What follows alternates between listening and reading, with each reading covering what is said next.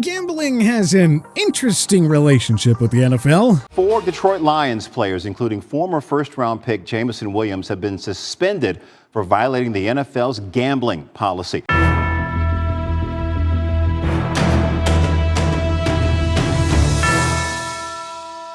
We take a look back at 10 shady NFL people, coaches, players, or otherwise, who have been tied back to gambling scandals.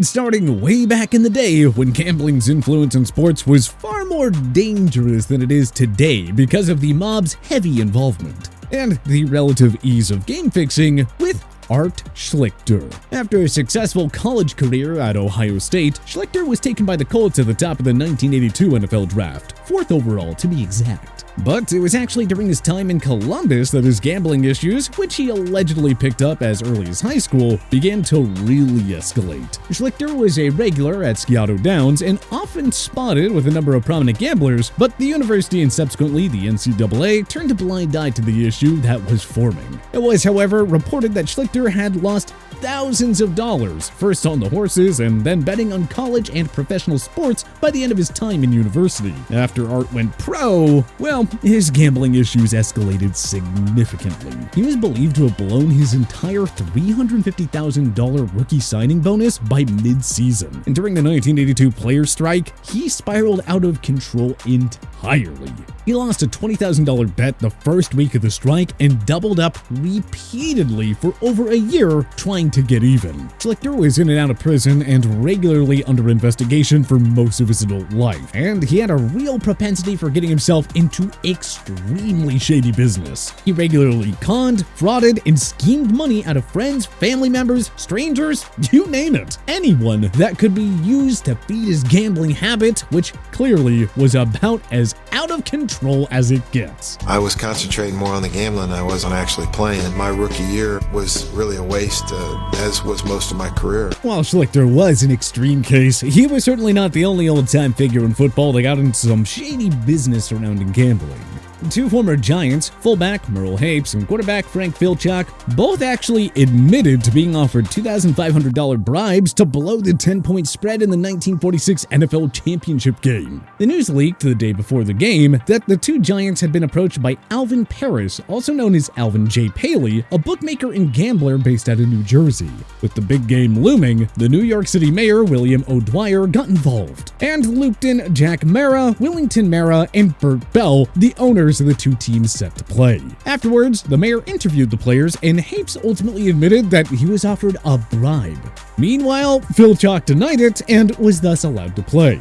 This proved to be a mistake, as Paris was later arrested, confessed to the bribery scheme, and during the trial, Filchock not only admitted to being offered the bribe, but also to taking it. Both these players were suspended from the NFL and eventually moved north to play in the Canadian Football League. Closing out our old school entries, let's touch on Paul Hornung and Alex Karras, 2 of the more well-known players to ever be linked to gambling. At the time they were implicated, Hornung, a running back for the Green Bay Packers, and Karras, a defensive tackle for the Detroit Lions, were 2 of the top players, not just at their respective positions, but in the entire league. At the time, gambling was not just prohibited for players, but societally, it was also far more taboo than it is now, largely because of the unsavory characters that the industry, if you want to call it that, attracted. And while it's unclear exactly what Hornung and Karras did, largely by design of the then NFL Commissioner Pete Rozelle, who is strategically interested in protecting the public image of 2 of the league's biggest stars, it has been acknowledged that they not only were hanging out with what the league called undesirables, aka gamblers, but that both had also bet on NFL games. Karras and Hornung, to their credit, admitted what they had done and in many ways got out unscathed. Both players were suspended for a year, but were able to resume their careers rather seamlessly, in part thanks to Hornung's coach, Vince Lombardi, who lobbied heavily on his players' behalf and subsequently Karras' behalf as well. That being said, there was still a ripple effect of 2 players of their significance being suspended for a full year, and that helped to diminish the pull that illegal gambling sought to have on the NFL. Of course, with the massive renaissance, if you want to call it that we've seen with gambling experiences over the past few years, there have been some new figures around the league implicated. Calvin Ridley, the star wide receiver for the Atlanta Falcons, was one of the first dominoes to tumble post-mass legalization.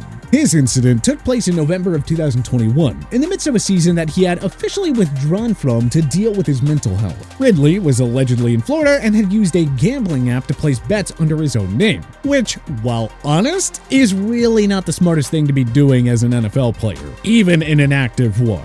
The app's company notified the league, and Ridley was ultimately exposed and eventually suspended at minimum through the conclusion of the 2022 NFL season.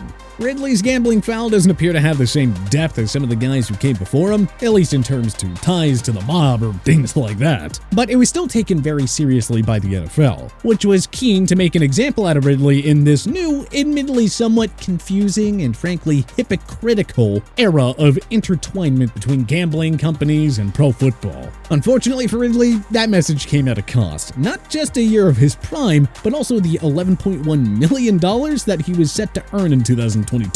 Ouch. Fortunately, there haven't been too many high-profile current players getting involved with gambling, but a couple of former ones who now have ties and even jobs with NFL organizations have really stepped into it.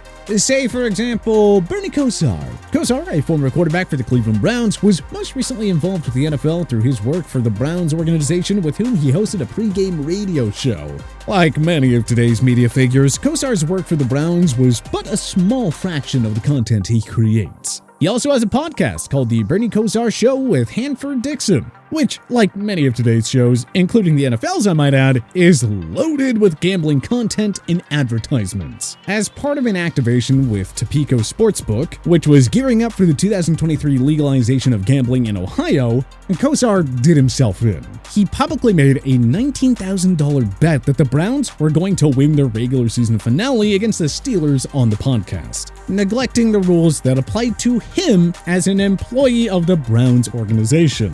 Cleveland was then forced to remove him from the broadcast and ultimately fire him from the show. Along with Kosar, Drew Brees, obviously a stud quarterback himself during his playing days, also found himself in some murky waters trying to navigate the new, confusing, and frankly contradictory relationship between professional football and gambling. His relationship with PointsBet actually went a little bit deeper than a lot of former players. Brees was a key brand ambassador for the sportsbook, as well as an equity partner. And though they allegedly terminated their relationship as of December 22nd in anticipation of Brees joining his alma mater, Purdue's coaching staff on an interim basis, regulators in New Jersey were none too pleased. Brees ultimately got just a slap on the wrist, but the state halted all betting on Purdue's Citrus Bowl matchup against LSU.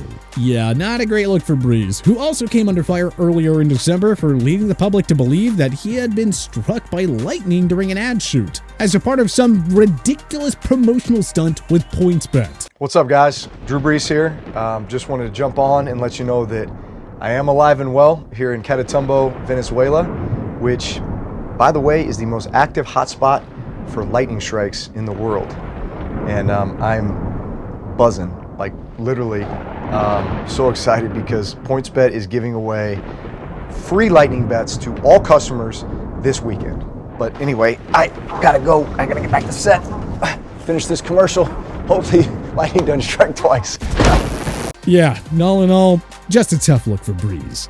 One of the more recent incidents took place on the New York Jets coaching staff, and the incident was involving Jets wide receiver coach Miles Austin, who was suspended by the NFL for at least 1 year, according to Adam Schefter. The punishment was levied because it was believed by the NFL that Austin had his hands in some unsavory business that violated the league's gambling policy. Austin was simply accused for wagering, legally I might add, from a mobile account, placing non-NFL bets along with playing some online table games. And unlike Ridley, he reportedly didn't even touch anything relating to NFL games. While the NFL has tried to lay out ground rules, anyone watching the way that NFL team owners interact with gambling companies would probably not think twice about scoring a deal of their own. Just look at what guys like Bob Kraft, who owns the New England Patriots, and Stephen Ross, who owns the Miami Dolphins, have done. Both men are heavily, well, maybe not to billionaire standards, but they have sizable investments in companies that have a financial interest in gambling. Back in 2021, Kraft invested in Boom Entertainment as part of their initial capital raise that was specifically for the development of real money gaming products.